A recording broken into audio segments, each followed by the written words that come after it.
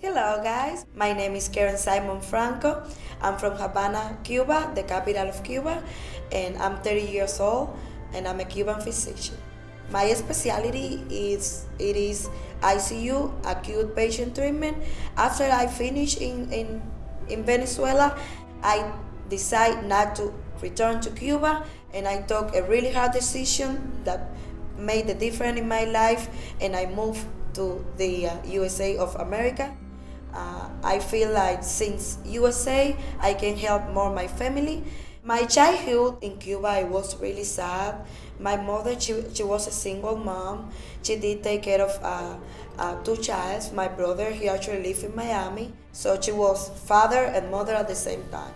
I was grew up in a wood house with no bathroom. It's really sad to say, but it's the truth. And even that, I was that kind of child that I was really smart since I was little. I used to read a lot, and one day I talked to my mother, "Hey mom, you know what? I would like to be a doctor." And I really fell in love of that career.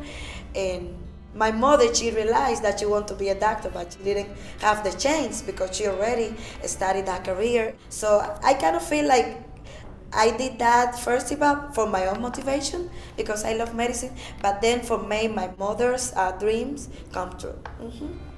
For me, being successful means like everybody knows about the positive or the beautiful stuff that I can teach to the people, like all my sacrifice and my energy that I put to learn English in a year and a half. One time, my national hero of Cuba, Jose Marti, he says once the education make you free, and we all have the opportunity to get educated because once you know about sciences, about history, that really make you free.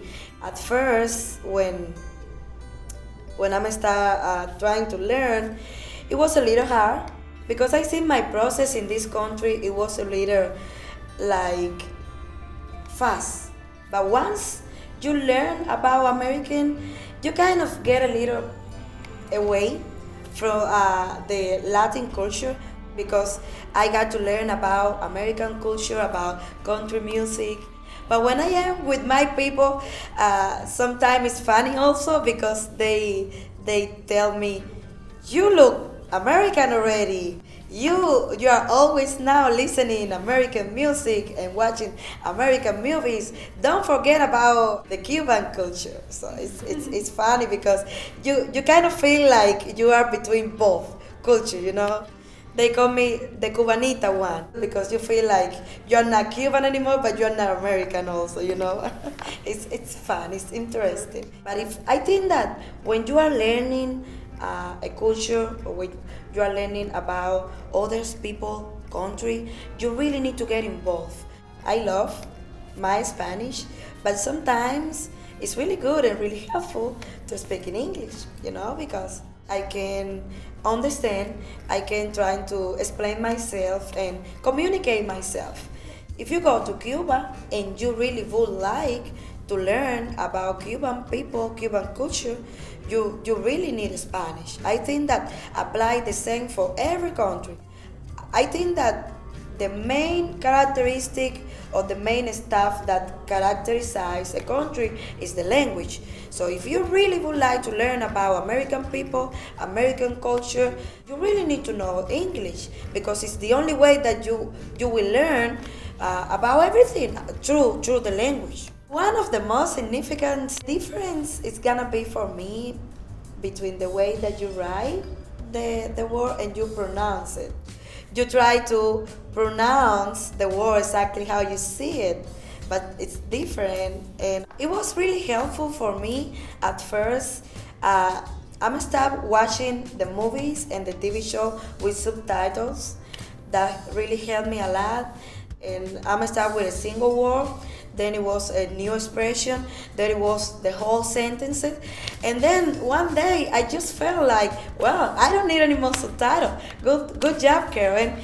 But Definitely, if you see the movie with subtitles and then you try to associate in your mind the subtitle with the expression, it's really good. It's really good and it really helps a lot. We really would like to learn how to communicate with American people better. Other countries, they say that Cubans, we are a little noisy, which is true. We talk loud. We speak really fast. And one of the beautiful stuff that Cuban people we have, we are always happy. It's something that we don't know why, because even when you have a very poor life with any chance to get it better, we are always smiling.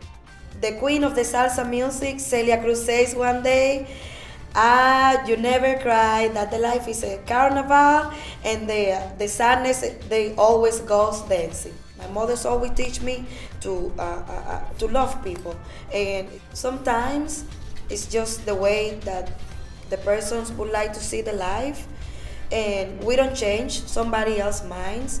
We just try to be the best that we can do. I think that this is a great country, and people is very respectful.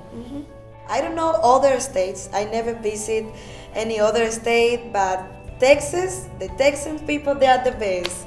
Texas for me is like my second house now, and I consider that I'm a Cuban Texas girl. I would like to let you know, guys, that we always need to be thankful for the government of the USA for open their doors for all the Latinos, especially Cubans. Let's always try to be respectful and polite with our partners, our friends, and our family. Would you like that I tell in Spanish? Hola amigos, mi nombre es Karen Simón, soy de la ciudad de La Habana. Este es un país que brinda muchas oportunidades a nosotros los hispanos, especialmente a nosotros los cubanos. Solo tratemos de hacer bien las cosas y de dar lo mejor que podamos a nosotros con nuestro día a día, respetando siempre a nuestros compañeros y a nuestra familia y a nuestro gobierno. Que Dios siempre bendiga a América por abrirnos las puertas a todos los latinos, un país mejor cada día. And God bless America, and that's it. Thank you so much.